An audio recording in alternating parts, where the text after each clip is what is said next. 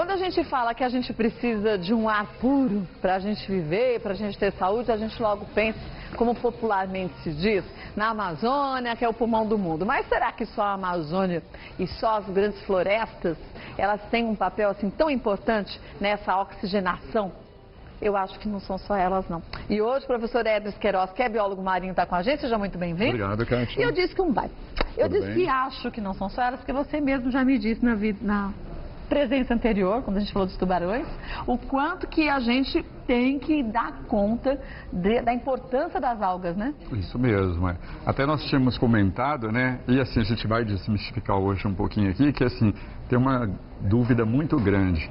Alga é planta ou o quê? Eu acho que a alga não é planta, não. Então, a gente tem uma dúvida bem grande em relação a isso. Você acha que é planta ou que não é planta? Eu, como biólogo marinho, eu classifico as algas em outro grupo. Qual grupo? Muitos botânicos acabam classificando as algas como plantas, só que tem uma diferença bem grande. Mas elas não têm caule. Então, algumas não têm folhas. Então, uma da diferença que a gente tem entre os vegetais e o grupo das algas é que elas não apresentam raízes. Ou seja, as algas, elas têm só um talo, né? E um outro elemento de fixação que não são as raízes. É isso que a gente vai estar mostrando hoje. Alguns botânicos, né, insistem em classificá-las no grupo dos vegetais, mas nós, biólogos marinhos, a gente tem uma diferenciação e a gente acaba classificando ela num grupo separado, no grupo das próprias algas. Então as algas fazem parte do grupo das algas. Do grupo das algas, isso. E ponto. Agora, qual a importância das algas na oxigenação? Então, assim, o que a gente tem que pensar, assim, na formação da vida no planeta Terra, né, que isso aconteceu há milhões de anos atrás, alguns animais foram aparecendo primeiro. Então, nesse grupo de animais, nesse grupo de plantas, antes delas surgirem, nós tivemos o aparecimento das algas.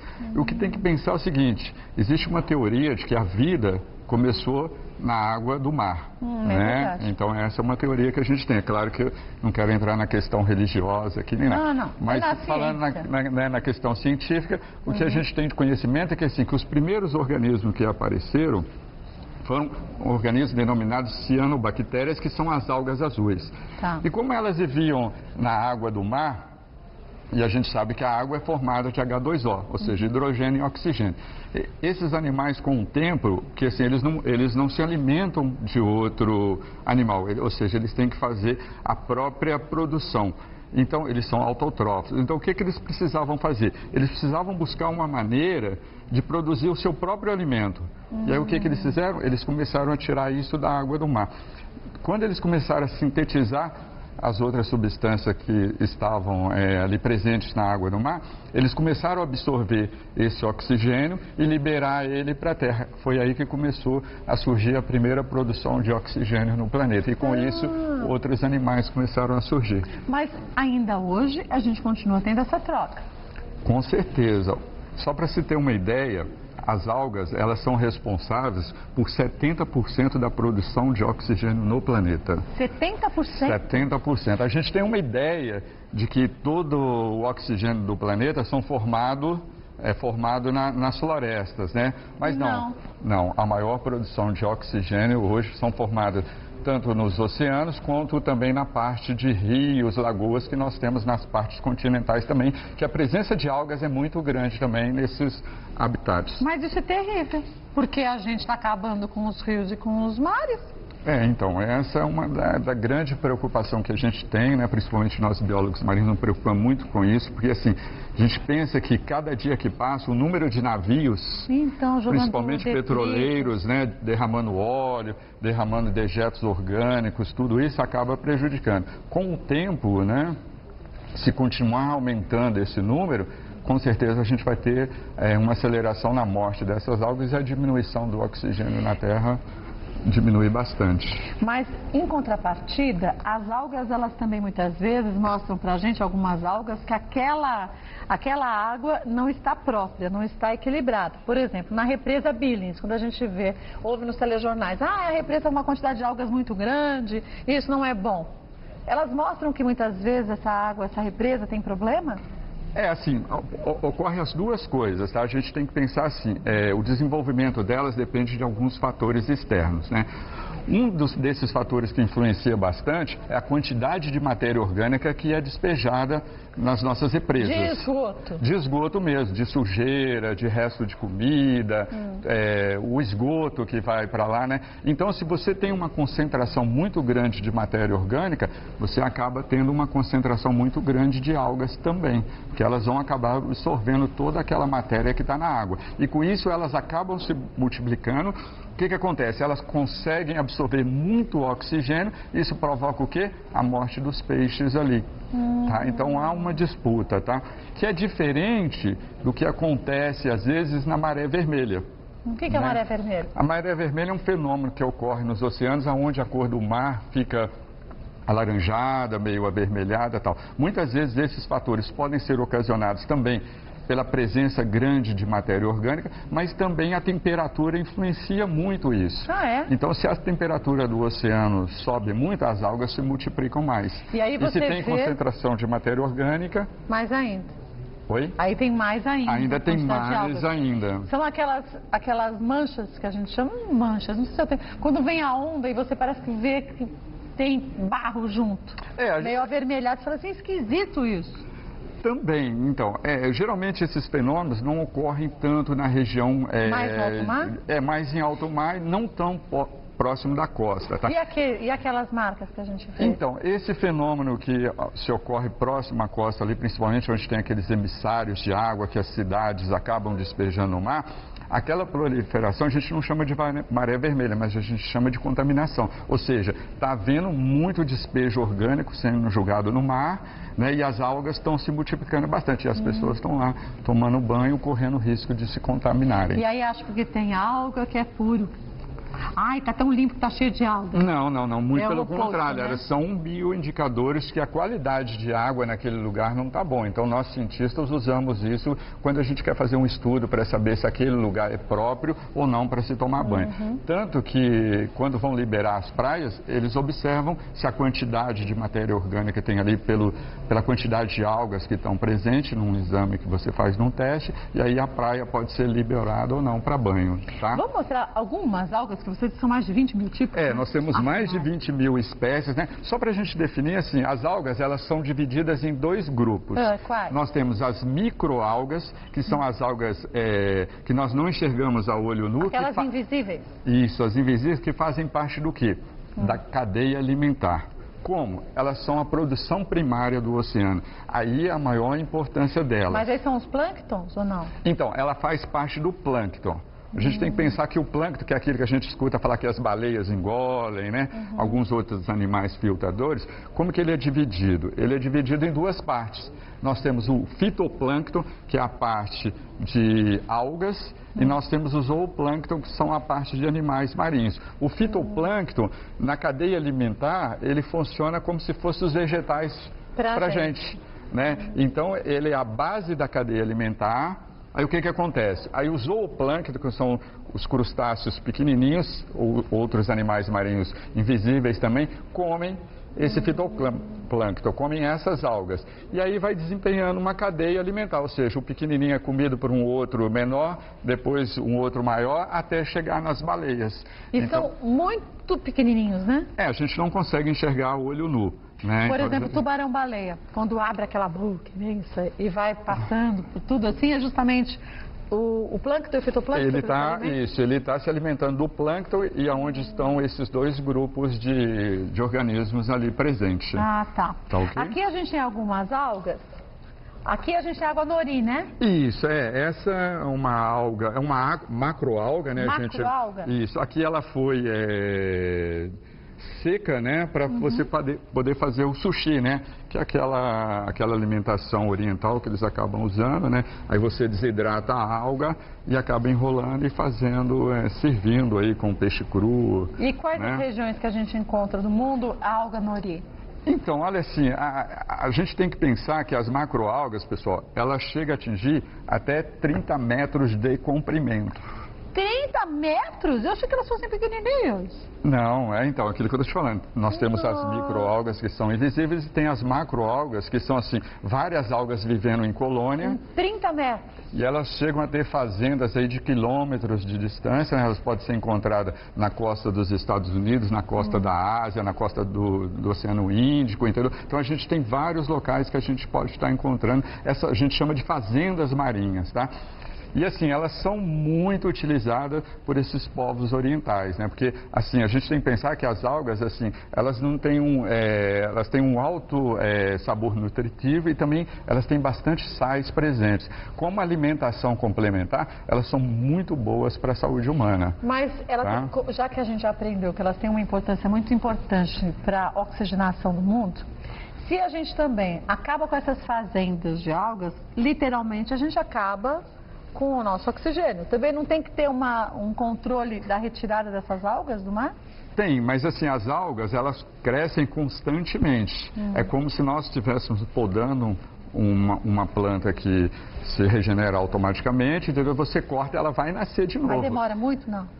Depende. Às vezes um ano ela já está, você cortou lá 4, 5 metros, ela já cresceu novamente, então né? Então é rapidinho. Agora, é o seguinte, a maior quantidade de algas que se produz oxigênio são as microalgas, que se tem uma concentração muito grande, né? A gente tem bilhões e bilhões de algas fazendo esse papel. Mas são as mais exigentes para a qualidade da água, não?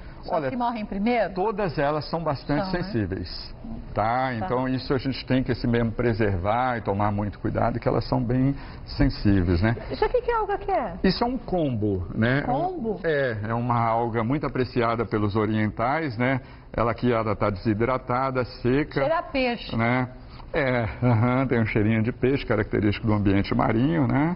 Tá? Isso a gente classifica de macroalga também. Também. Tá? E é também usado na culinária, como também. você disse. Aqui é um sargaço desidratado também. Sargaço, isso. Então a gente acaba conservando. É uma alga muito encontrada na nossa costa, né? Aquela está desidratada, seca, para a gente estar conservando. Ela não é muito utilizada na alimentação, mas é muito utilizada na indústria, né? Na indústria farmacêutica, na indústria química. Mas ela tem propriedades? Ela tem propriedades que nós conseguimos isolar e está utilizando nessas indústrias. O seu batom que está na sua boca, a substância que ajuda a dar brilho nele, é tirado da alga. Dessa alga? Não sabia não. Olha que interessante. E aqui, que alga que é? Aqui nós temos uma alga, na realidade essa alga era verde. Né? Quando essa alga era verde, isso. Aí ela foi tirada do ambiente marinho, ela acabou perdendo a coloração e ela esbranquiçou, que foi um processo de contaminação. É isso que vai acontecendo com as algas. Algum resíduo tóxico, né? Acabou entrando em contato com ela. Nesse caso aqui dessa alga, pessoal, o que aconteceu foi o seguinte. É um estudo que nós estamos fazendo lá no Instituto e, assim, as pessoas ainda têm o hábito de jogar papel higiênico no vaso sanitário. É verdade. Só que o papel higiênico, para ficar branco, ele tem que ser descolorido. E você utiliza um produto químico. E nós estamos trabalhando nessa pesquisa que alguns produtos químicos são utilizados no papel higiênico quando a cidade não tem tratamento de esgoto, que não passa por uma estação de tratamento de água ou de esgoto, esse produto vai para o oceano e acaba matando esse tipo de alga. É mesmo? Então essa coisa que jogar papel higiênico no vaso é muito melhor. É muito pior. É muito pior, tá, pessoal? Coitadinho, mata tudo. Aqui é a mesma alga? Aqui é uma alga, aqui ó, só para a gente dar uma olhada, se você perceber, essa é uma alga comum aqui no nosso costão rochoso, né? Se a gente perceber, ela não tem raízes, tá? Não, ela é fixa, grudada no coral, tá? É uma acetubelária, que é uma alga. Ela tem uns pneumatóporos, aqui a gente não vai conseguir. Isso é chamado também de alga cogumelo, tá? Por causa da aparência dela. O pessoal às vezes até confunde achando que é fungo, né? Mas na realidade é uma alga marinha também. E as algas se alimentam? Então, as algas, elas não se alimentam, né? Elas próprias fazem o seu alimento. No processo, todas elas. Por isso que elas são muito confundidas com os vegetais. No seu processo de realização de fotossíntese, ela está produzindo o seu próprio alimento. Que interessante. Tá eu achei que algumas delas, outras não. E aqui? Então, essa aqui é uma alga comum, tá? Com pneumatóforos, tá? É uma alga verde que a gente encontra muito no nosso litoral também, tá? O pessoal às vezes chama de alface. Tem uma que parece de sagu. Aquelas de bolinhas, né? Então, na realidade, aquele sagu é um organela que a alga tem, que a gente chama de pneumatóforo, ou seja, ele faz ela flutuar dentro da água. Ela enche de ar e ela consegue ficar flutuando ali no ambiente marinho quando a gente acaba encontrando ela lá, tá? E essa aqui é a mesma, só que... É uma mesma que ela já está seca, né? Ela foi desidratada, quando a gente tira ela fica muito tempo fora da água, a gente acaba encontrando aí. E tá? aqui? Então, essa aqui, na realidade, é uma macroalga de água doce. É aquela que a gente coloca no aquário? Então, o que acontece muitas vezes... Não é legal, não? Então, é legal. O pessoal que tem aquário em casa, muitas vezes, o que ele vai ver? O aquário dele começa a ficar verde. É verdade, a gente tem que ficar passando aquela coisinha, rodinho. Na realidade, isso é apenas um processo que está ocorrendo no aquário, onde as algas estão devolvendo oxigênio para o próprio aquário e elas estão se multiplicando. Isso não quer dizer que a qualidade da água do aquário não está boa. Então a pessoa vai lá e limpa, não há necessidade. Só esteticamente que acaba ficando feio, né? Mas para outros organismos que se alimentam, principalmente... animais pequenos que nós não enxergamos, eles se alimentam dessas algas. Então seria importante a gente importante deixá-la dentro do aquário, tá? Mas por que elas se multiplicam? Porque a pessoa que tem aquário em casa, ou deixa ele no sol, na janela... Estimula ali. Aí a luz solar mais a temperatura quente vai fazer com que elas se proliferem mais. Nesse caso, é só tirá-las da janela e deixar num ambiente mais escuro que elas são controladas. E aqui, o que é? Essa alga aqui, na realidade, parece espinafre. Esse aqui foi meu almoço hoje aqui embaixo. Seu almoço? É o wakanabe, né? Que é um tipo de alga que é servida nos restaurantes japoneses, tá? Aí eu falei com ela, olha, eu não vou comer, deixa que eu vou levar para estar mostrando lá no programa da Caixa. Se come assim mesmo, você tempera ela ali com... É gostoso, é? Molho shoyu, muito bom. Nunca comi, muito bom mesmo. E Henrique, mas você come sushi, não come? Eu não como sushi nem sashimi. Eu não como nada cru assim. Mas é muito bom, muito gostoso, muito rico. Mas lembrando, é só como um complemento alimentar. Não é para você passar a vida comendo alga. Né, só comendo algas. Agora, isso aqui não é do mar. Então, isso é casca de árvore. Eu trouxe isso aqui porque assim, as pessoas acham que as algas só vivem em ambiente de água. Não. E não é não? Não. Nós temos algas que vivem nas pedras, nas rochas, parede de casa, nas árvores, mas entendeu? Não são fungos?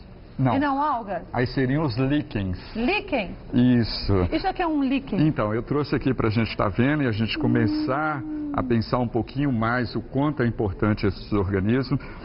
E aqui o que nós temos? Nós temos algumas espécies de líquens que na realidade é uma associação entre algas e fungos. Ou seja, a alga precisa do fungo para sobreviver e o fungo precisa da alga. Tá?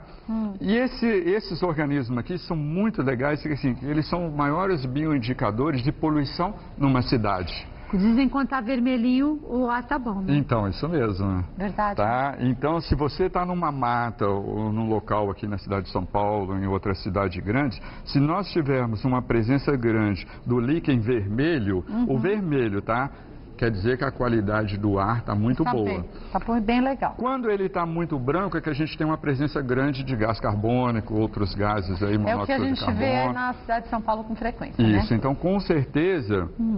a gente vai perceber que a qualidade do ar não está boa. Então ele pode ter os formatos mais variados possíveis, tá? Então a gente encontra ele aqui, ele está já passando por um processo que estava absorvendo muitos oxigênio, essas coisas, então ele está ficando avermelhado, tá legal?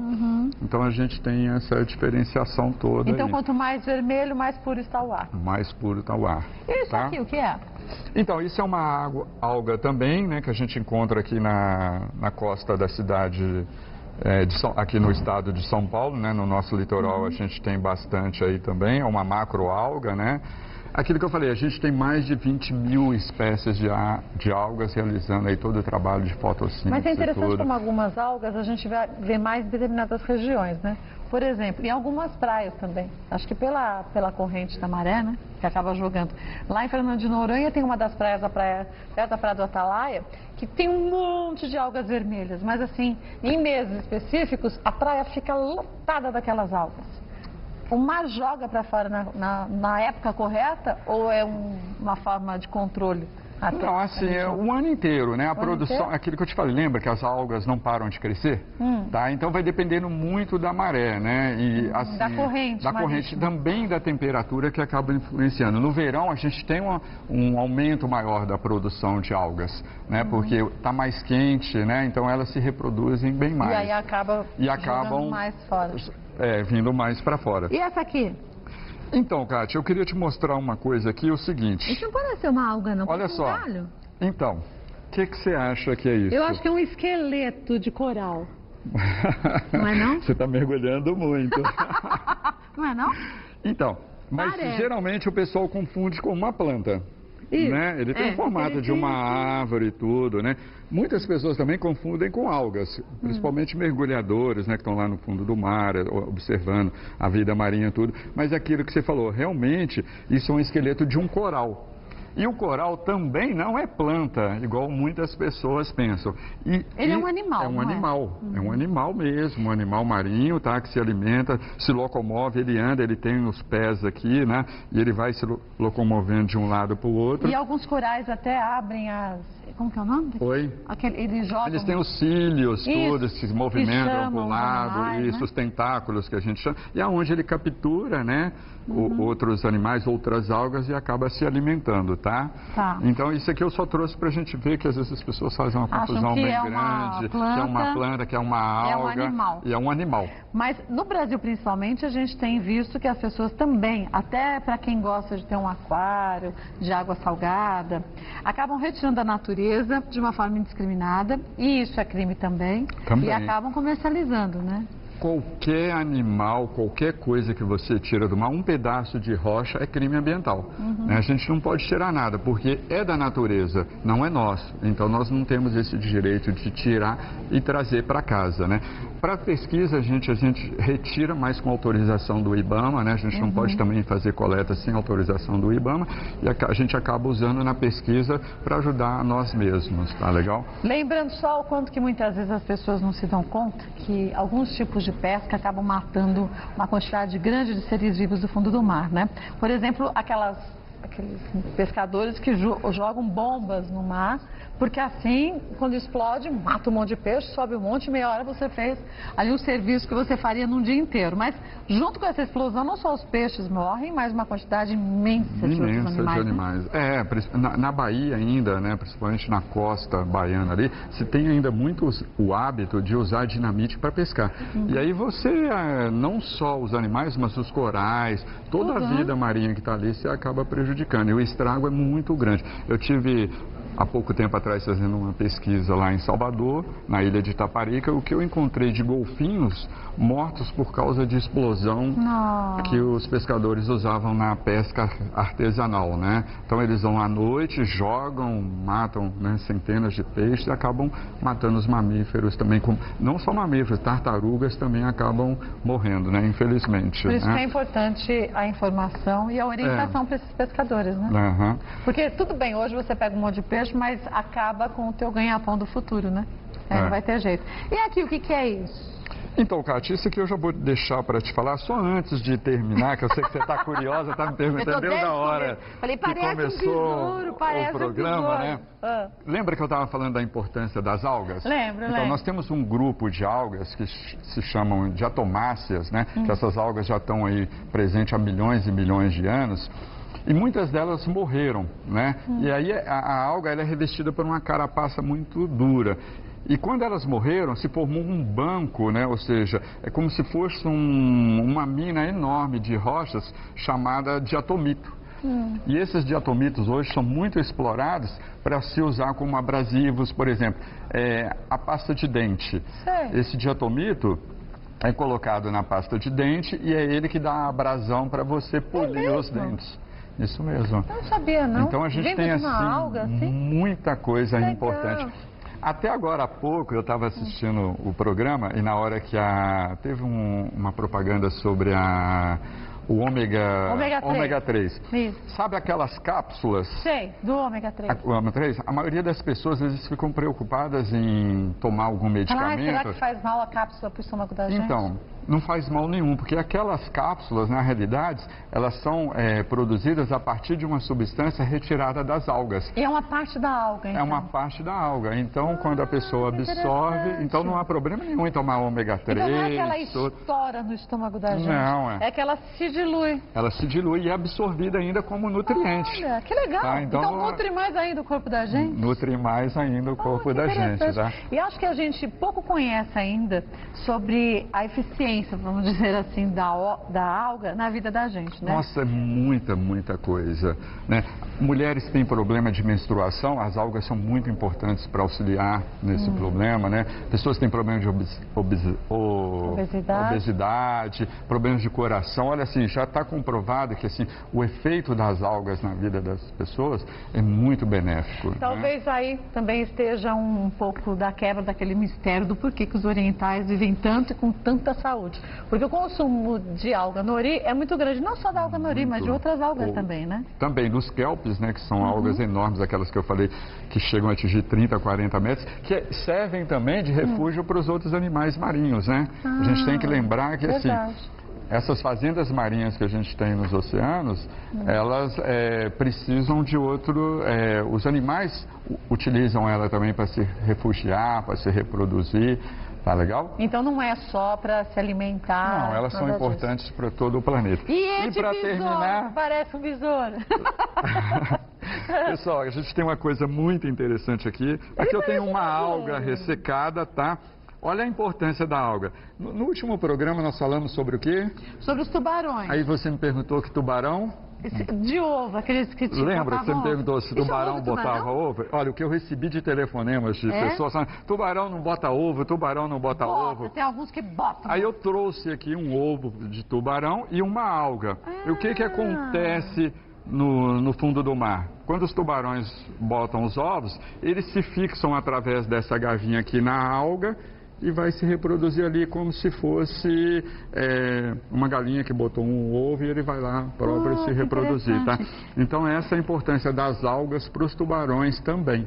E se você tiver a oportunidade de ir até um aquário, aqui em São Paulo a gente tem o aquário de Santo Tomé, tem o de Guarujá, você muitas vezes tem a chance de ver um ovo de tubarão e você vê os tubarõezinhos nadando lá dentro, é a coisa mais bonitinha do mundo. Muito bacana mesmo, é muito legal. Lembrando que a gente já aprendeu que um pode comer o outro dentro do ovo, com que certeza. Faz parte também da cadeia alimentar deles, né?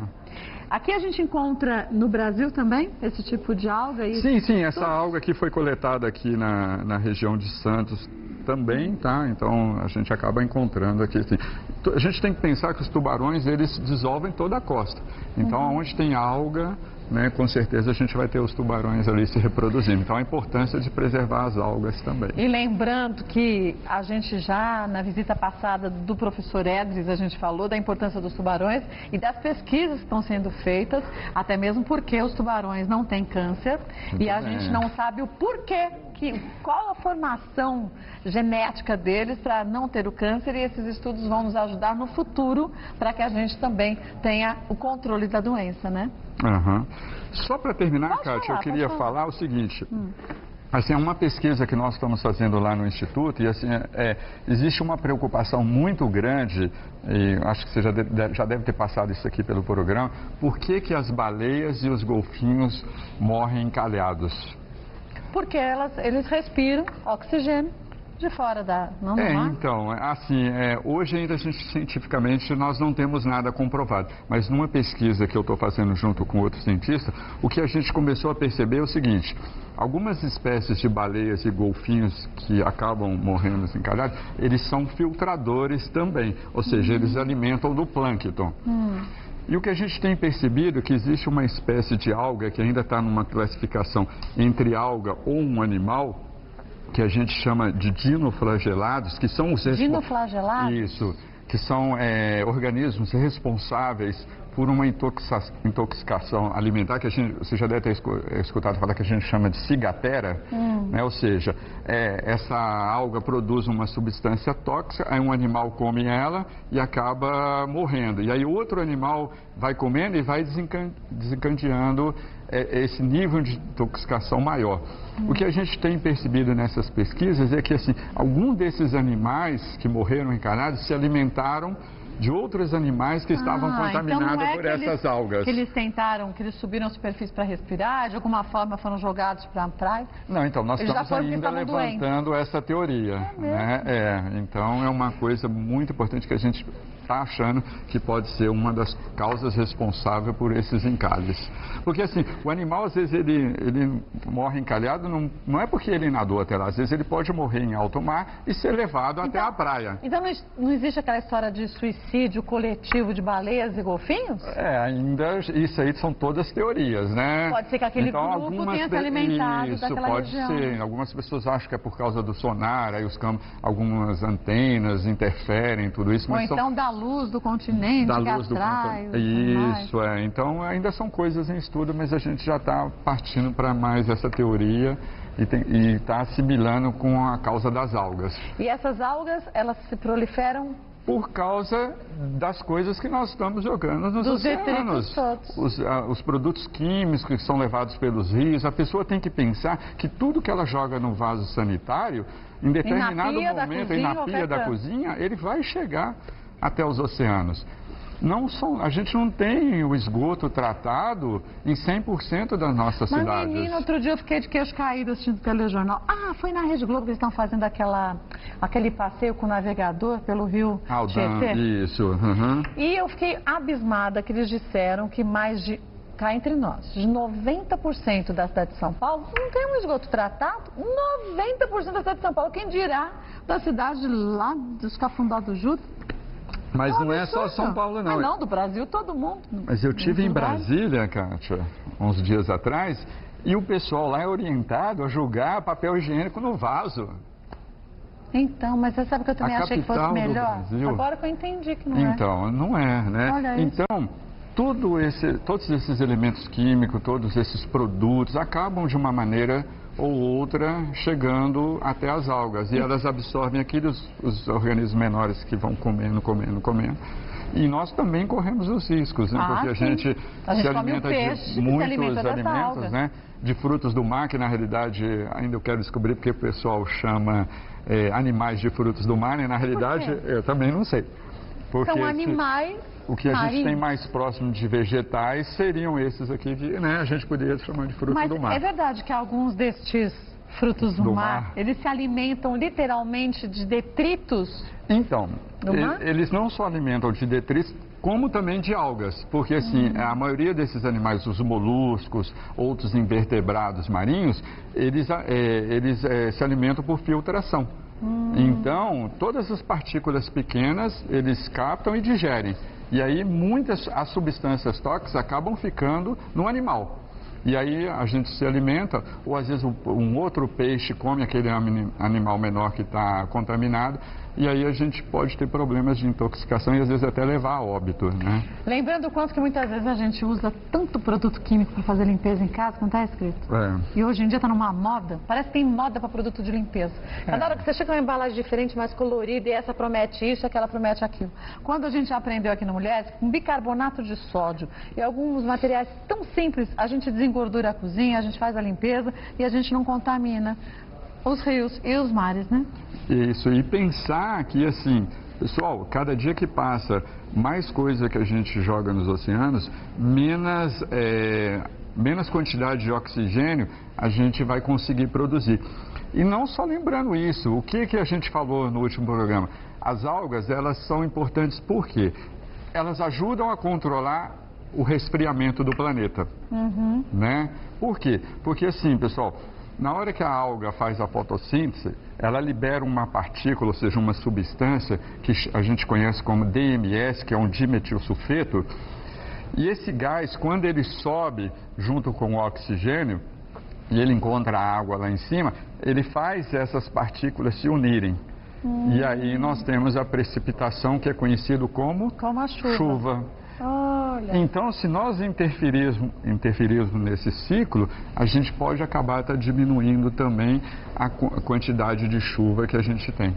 E lembrando que a quantidade de água doce que a gente tem no planeta é muito pouca, né? Muito pouca, né? Dizem que tem uma quantidade enorme de baixo, mas o custo para retirar essa água que está lá embaixo é muito... né? Dizem, é. Certeza mesmo a gente não tem. Cientificamente, a gente ainda não tem certeza de nada. A única certeza que a gente tem é que a gente tem que proteger aquilo que a gente já conhece. Com certeza. E fazer o menos estrago possível. Isso depende de todos nós, não depende só do governo. Não, nós também. Não adianta a gente querer só jogar a culpa no governo, nós temos que fazer a nossa parte. A partir de agora, não quero ver mais ninguém jogando papel higiênico no vaso sanitário, né? Nem bituca de cigarro no vaso sanitário, tem gente que joga. Joga, nossa, demais. E pensar que não só no vaso, se você joga na rua, vai para o bueiro. E vai para o rio. Do bueiro vai para o rio. Os rios, eles acabam desembocando nos oceanos. E aí depois essa água toda vem agradecer a gente dentro de casa. E é o que acontece em janeiro, quando a gente vê, infelizmente, essas inundações que acabam com a vida também de muitas pessoas, principalmente janeiro, a época das chuvas. Por quê? Porque os rios estão cheios de lixo, os bueiros todos entupidos e ninguém toma atitude nenhuma, né? Infelizmente, né? Mas a gente agora aqui, né, a partir do seu programa aqui... A gente aprende, né? A gente aprende, já está, né? Estamos aí todo mundo fazendo a nossa parte. Temos que modificar os nossos hábitos, com certeza. Né? Professor Edris Queiroz, que é biólogo marinho, volta outras tantas vezes ao programa. Qual é o nosso próximo papo? Vamos falar sobre as conchas marinhas? Vamos falar sobre as conchas. Vamos falar sobre as conchas? Vamos trazer umas conchas gigantescas. Que legal, aí. Adoro conchas. Tá bom? Olha, lembrando que vou passar o telefone para vocês, que o professor Edris Queiroz ministra palestras também. Quem quiser conhecer e saber um pouquinho mais das suas palestras, pode ligar, né, professor? Isso, com certeza. O telefone é o 0 operadora 11 9626 9411. 9626 9411. Querendo saber das palestras do professor Edris Queiroz, que é biólogo marinho, pode ligar. Obrigada mais uma vez. Adorei, viu? Obrigado a você. Gente, como é legal a gente aprender tanta coisa assim, né? Agora já sabe, não é só aprender, é colocar em prática também. Boa. Tudo bem? Mais